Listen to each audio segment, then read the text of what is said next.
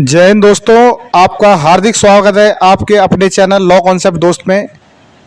I hope आप सभी अच्छे होंगे और एग्ज़ाम की तैयारी भी बड़े अच्छे से कर रहे होंगे। आज मैं आपके साथ एक बहुत ही महत्वपूर्ण और बहुत ही ज़बरदस्त टॉपिक शेयर करने जा रहा हूं, जिसको बोलते हैं हम पर्यावरण अधिनियम 1986। ये एक एग्ज़ाम के पॉइंट ऑफ व्यू से भी बड़ा इम्पोर्टेंट है और एक व्यूअर्स के तौर पे भी बड़ा इम्पोर्टेंट है जो भी मेरे इस चैनल को देख रहे हैं। और सबसे बड़ी बात कि आप लोगों ने मुझे बहुत सपोर्ट दिया है और मेरे चैनल को बहुत अच्छा रिस्पांस दिया है, तो इसके लिए मैं दिल से धन्यवाद करता हूं। देरी ना करते हुए आज डिस्कस करते हैं पर्यावरण प्रदूषण अधिनियम 1986। तो पहला क्वेश्चन आता है कि हमारा पर्यावरण होता क्या है। भाई सीधा सा फंडा है कि हम जिस चीज़ के बारे में जिक्र कर रहे हों, अगर उसके बारे में अगर हमें नॉलेज ना हो तो उसके बारे में मैं आपको क्लियर करता हूं। जो पर्यावरण होता है, तो पर्यावरण का मतलब होता है कि हमारे आसपास के चारों तरफ का वातावरण जिससे हम घिरे होते हैं। तो इसको हम एक तरीके से प्रकृति भी बोल सकते हैं। जैसे प्रकृति एक शब्द होता है कि पेड़ पौधे जीव जंतु सब। तो एक सिंपल लैंग्वेज में कि पर्यावरण का अर्थ होता है कि हमारे चारों तरफ का आवरण जो हमारे जीवन पर प्रभाव डालता है और जिसका हमारे जीवन के लिए बहुत महत्व है, उसको हम पर्यावरण कहते हैं। और फिर उसके बाद जो पर्यावरण में जो हमारे कुछ तत्व भी होते हैं, तो ये हमारा दो तत्व होते हैं इसके अंदर, मतलब दो एलिमेंट्स होते हैं, ध्यान रखिएगा। एक तो होता है हमारा जैविक और दूसरा होता है अजैविक। जैविक उनको कहते हैं कि जो जीवित हैं, जैसे कि पेड़ पौधे हो गए, हमारे जीवाणु हो गए और जीव जंतु हुए, जंगल वनस्पति, आप ये समझिए आप कि उनके अंदर प्राण है, तो वो भी हमारे लिए बहुत ज़रूरी है। अजैविक होता है कि ऐसे एलिमेंट्स जिनमें जान तो नहीं है पर हमारे जीने के लिए भी बहुत ज़रूरी है। जैसे मिट्टी, अगर मिट्टी नहीं होगी तो पेड़ पौधे कहाँ से उगेंगे, कैसे उगेंगे। अगर जल नहीं होगा तो हम जिएंगे कैसे। भाई उसमें जान तो नहीं है पर हमारे जीने के लिए भी ज़रूरी है, तो उसको हम अजैविक बोलेंगे। जिसके अंदर जान तो नहीं होती पर हमारे जीने के लिए ज़रूरी होते हैं। तो अजैविक में किसको काउंट कर लेते हैं हम, जल भी होता है उसके अंदर, ध्यान रखिएगा दोस्तों। वायुमंडल भी होता है हमारा, वायु जो होते हैं, ऑक्सीजन भी होती है, कार्बन डाइऑक्साइड, सब चीज़ हमारे लिए ज़रूरी है। ठीक है जी, तो यहाँ तक मेरे दोस्तों आपको क्लियर होगा। अब बात करते हैं हम लॉ। तो लॉ का मतलब क्या होता है, कानून। एक ऐसी प्रक्रिया कि किसी चीज़ के ऊपर उसका नियंत्रण हो और उसका उल्लंघन करने पर उसको सज़ा का प्रावधान हो। ऐसे ही जो मैं आपको पर्यावरण बताया था, तो पर्यावरण को दूषित होने से बचाने के लिए कुछ नियम कायदे बनाए गए हैं, कुछ कानून बनाए गए हैं, जिनका मकसद क्या होता है कि पर्यावरण के दोहन, मतलब होता क्या है, जैसे आपने देखा होगा कि हम जंगलों को काटते हैं, तो जंगलों को काटने से क्या है, काटने से हम पर्यावरण का नुकसान ही कर रहे हैं। तो उस चीज़ को रोकने के लिए, उसका कोई आगे इम्पैक्ट ना पड़े, तो उसके लिए कानून बना दिया गया है, उसका एक अधिनियम बना दिया गया है। वो इसलिए कि पर्यावरण को हम दूषित होने से, पर्यावरण को ख़त्म होने से बचा सके। अगर कोई उसका उल्लंघन करेगा तो उसको सज़ा का प्रावधान भी होगा। तो ये तो होता है हमारा माफ़ी चाहूँगा, पर्यावरण प्रदूषण अधिनियम। तो इसमें इसको हम एक तरह से ध्यान रखिएगा दोस्तों, एक बड़ी इम्पोर्टेंट बात है।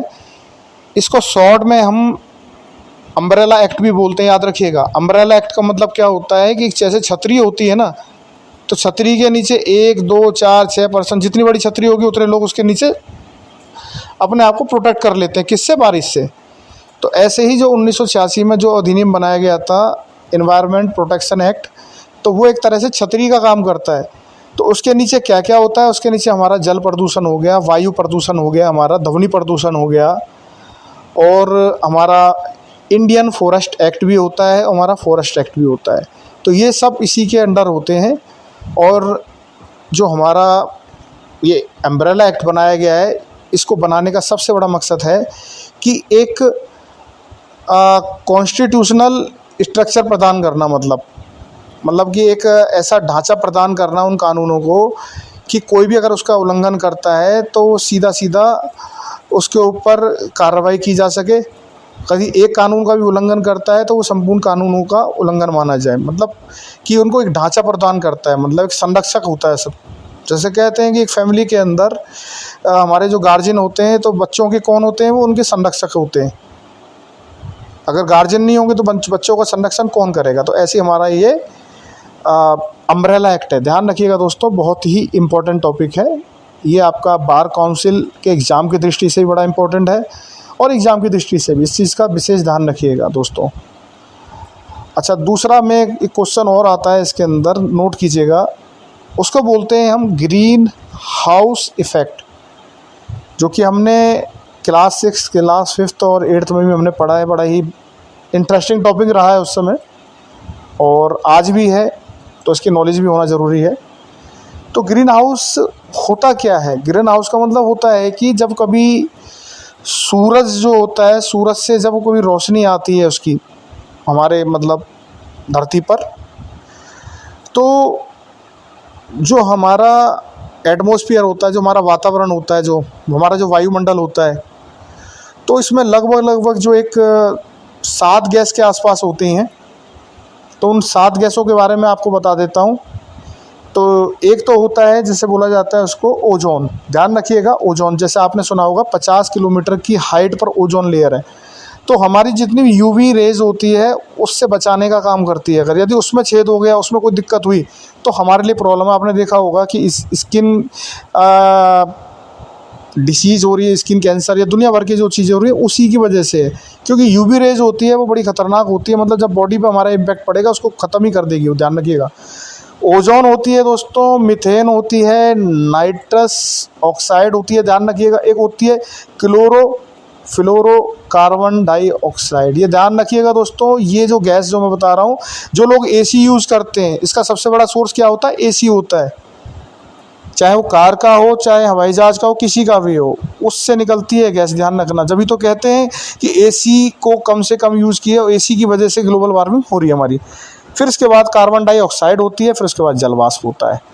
तो इसमें क्या होता है कि जो ग्रीन हाउस जो हमारा इम्पैक्ट होता है कि जब ऊपर से सूरज की जो किरण आती है तो उसमें जो हमारा वायुमंडल होता है, वायुमंडल उनको अब्जॉर्ब कर लेता है। तो अब्जॉर्ब करता है तो ध्यान रखिएगा उसमें कार्बन डाइऑक्साइड होता है, वो बहुत ज़्यादा मात्रा होती है। तो कार्बन डाइऑक्साइड जो होता है वो इतना ख़तरनाक है कि वो पर्यावरण को नुकसान पहुंचाता है सीधा, जिससे ओजोन में छेद होने के चांस होते हैं। बहुत सारी चीज़ें हैं, जैसे आपको तो खैर नहीं मालूम होगी इस चीज़ के बारे में। अंटार्कटिका है, उसके पास ओजोन में छेद पाया गया है। वैज्ञानिक आज भी लगे हुए हैं, कहते हैं ना कि हमारी गलतियाँ, अब कहते हैं कि हमारी गलतियों का अंजाम तो देखो हमारी जो जनरेशन ही भुगतेगी ना, तो वही चीज़ है। तो होता क्या है कि जो कार्बन डाइऑक्साइड की मात्रा ज़्यादा है, जितनी ज़्यादा कार्बन डाइऑक्साइड की मात्रा होगी वो उतनी ज़्यादा हमारे लिए दिक्कत है। तो होता क्या है कि ऊपर का तो आप छोड़ दीजिए, ऊपर से जो आ रहा है तो वो आ ही रहा है। साथ में हम जैसे गाड़ियाँ चला रहे हैं आजकल, एसी चला रहे हैं, और फिर जो इंसान है, इंसान तो आपको पता है ऑक्सीजन लेते हैं और कार्बन डाइऑक्साइड छोड़ते हैं, तो वो भी बड़ा एक, तो इसमें ध्यान रखिएगा जनसंख्या का भी बहुत बड़ा एक इम्पैक्ट है इसके ऊपर प्रदूषण के अंदर। तो ऑक्सीजन लेते हैं वो कार्बन डाइऑक्साइड भी छोड़ते हैं। ध्यान रखिएगा, आप ये भी नहीं कह सकते कि भाई जनसंख्या का कभी कोई रोल नहीं है प्रदूषण के अंदर। तो जो ग्रीन हाउस गैसेस होती हैं वो एक्चुअल में हमारे जो वायुमंडल है जहाँ हम रहते हैं उसको रहने के लायक बनाती है वो। अगर ग्रीन हाउस गैसेस का इम्पैक्ट नहीं होगा ना हमारे धरती के ऊपर, हमारा जो टेम्परेचर होगा धरती का, बिलीव नहीं करोगे कि चंद्रमा के बराबर पहुंच जाएगा हमारा, जो चंद्रमा से भी डाउन, माइनस। तो माइनस में आप सोच सकते हो ना कि क्या जीवन हो सकता है किसी का। तो रहने लायक बनाया जाता है। तो हम लोग अब क्या कर रहे हैं, कार्बन डाइऑक्साइड पहले से ज़्यादा है जो ऊपर से आ रही है गैसेस ग्रीन हाउस, और प्लस हम लोगों ने जो जनरेट करी है। तब कहते हैं ना किसी चीज़ की अगर मात्रा ज़्यादा हो जाए, वो भी हानिकारक हो, तो पर्यावरण को इम्पैक्ट डालेगी ना। तो वही चीज़ कहते हैं। तो ग्रीन हाउस इम्पैक्ट उसी को कहते हैं हम, कि जिसमें कार्बन डाइऑक्साइड की मात्रा ज़्यादा होती है, सल्फ़र की भी मात्रा ज़्यादा होती है। तो जिसकी मात्रा ज़्यादा होने की वजह से जो इम्पैक्ट पड़ना चाहिए, जो बैलेंस था, वो बैलेंस बिगड़ रहा है बस। तो इसको ग्रीन हाउस इम्पैक्ट कहते हैं। तो ध्यान रखिएगा दोस्तों, ये तो है आपका पर्यावरण से संबंधित पर्यावरण अधिनियम जो लॉ बनाया गया था उसके बारे में एक शॉर्ट इन्फॉर्मेशन है। इसके बाद मैं थोड़ा सा इसके बारे में डिटेल में भी मैं बताने जा रहा हूँ अपनी इसी वीडियो के अंदर, तो इसके लिए मेरे साथ बने रहिएगा। दोस्तों, पर्यावरण संरक्षण अधिनियम 1986 जिसके बारे में आपको बता रहा था, तो इस अधिनियम को बनाया क्यों गया था, क्या ऐसे रीज़न रहे थे जिसकी वजह से इसको बनाना हमारे लिए मजबूरी कह लो या फिर इसको बनाना ज़रूरी था। तो इसका एक हिस्ट्री है इसके पीछे एक बहुत बड़ी। पर्यावरण संरक्षण अधिनियम 1986 इसको बनाने से पहले 1972 5 जून एक संयुक्त राष्ट्र का एक सम्मेलन हुआ था जो कि स्टॉकहोम में संपन्न हुआ था। स्टॉकहोम, ध्यान रखिएगा, स्टॉकहोम एक जगह है जहाँ पर ये संपन्न हुआ था। तो वहाँ इसको बनाने का मकसद क्या था कि पर्यावरण से संबंधित बातों पर चर्चा करनी थी, नियम पर चर्चा करनी थी, बहुत सारे रीजंस थे। तो उस समय भारत ने भी इसमें भाग लिया था। उसके बाद एक कांड होता है, आपको ध्यान होगा, भोपाल के अंदर एक गैस कांड हुआ था अमोनिया वाला। तो वो गैस ऐसी थी कि मतलब कि पूरी रात में ही कांड हुआ था ये। तो उस गैस से बताते हैं कि जो शहर था, जो जिस पोर्शन में वो यूनिट लगा हुआ था, तो रातों रात दम घुटकर मर गए थे लोग। और फिर दम घुटने के बाद मरे थे। तो पर एक सबसे बड़ी बात क्या थी, उस समय हमारे देश के अंदर पर्यावरण से संबंधित कोई भी नियम नहीं था, कोई कानून नहीं था। ध्यान रखिएगा दोस्तों कि अगर किसी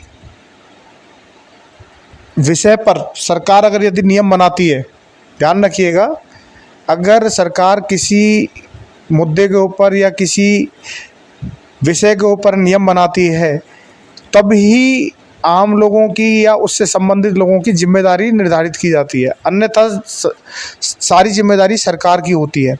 तो उस समय क्या आता है कि कोई नियम तो था नहीं उस समय और कोई कानून भी नहीं था। तो उस समय जो सारा इम्पैक्ट था वो गवर्नमेंट के ऊपर था। तो एक जिम्मेदारी अगर किसी की निर्धारित कर रखी हो, कानून बना रखा हो, उसका उल्लंघन हो, तो अधिकारियों को या फिर संबंधित लोगों को जिम्मेदार ठहरा जाए।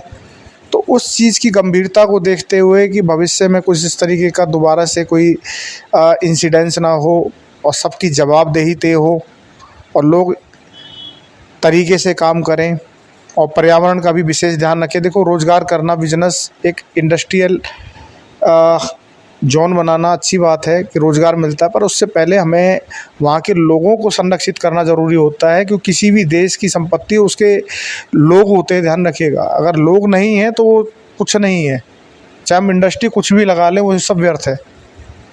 तो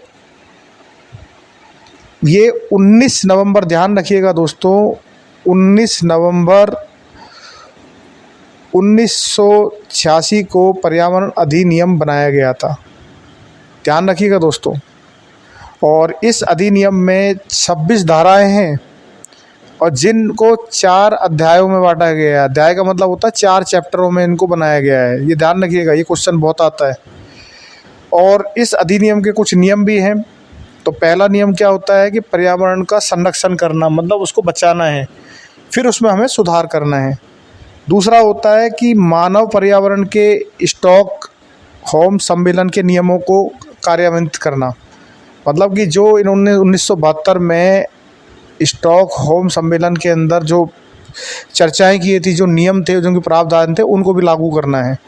तीसरा होता है इसमें मानव, प्राणियों, जीवों और पादपों को संकट से, पादपों को मतलब क्या होता है कि कुछ ऐसे सूक्ष्म जीव होते हैं, जैसे आपने पानी के अंदर भी देखा होगा कि पानी के अंदर भी कुछ सूक्ष्म जीव होते हैं हमारे। काइयाँ देखी हैं आपने, काइयाँ होती हैं हमारी, तो उस काई को भी हम पादप बोलते हैं। उसको सुनने में थोड़ा सा अजीब लगेगा आपको, पर उसी को हम पादप कहते हैं।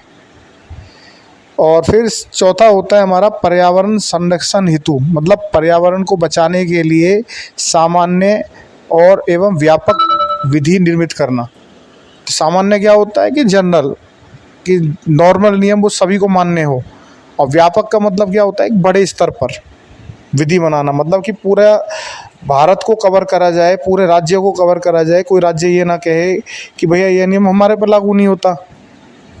तो ध्यान रखिएगा, ये इसके उद्देश्य हैं इसको बनाने के। और फिर इसके बाद कुछ भारत सरकार के भी, कुछ केंद्रीय सरकार के भी इन्होंने कुछ शक्तियां प्रदान की गई थी, मतलब उनको पावर दी गई थी।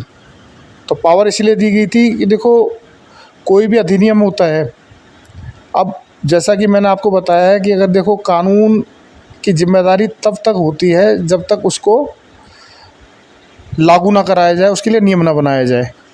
अगर सरकार का, अगर यदि हमने कोई डिसाइड नहीं कर रखा गवर्नमेंट का कुछ भी उसके अंदर कि गवर्नमेंट को क्या करना चाहिए क्या नहीं करना चाहिए, नियम नहीं बना रखा, तो गवर्नमेंट की ही लायबिलिटी होगी, लोगों की लायबिलिटी नहीं होगी। अगर नियम बन जाएगा तो फिर सबकी लायबिलिटी होती है, ध्यान रखिएगा दोस्तों। और इसमें जो वायु प्रदूषण है और ये जितनी प्रकार के प्रदूषण हैं, इसके रीज़न क्या क्या हैं। तो भारत में एक तो इंडस्ट्री यानी कि औद्योगिकरण का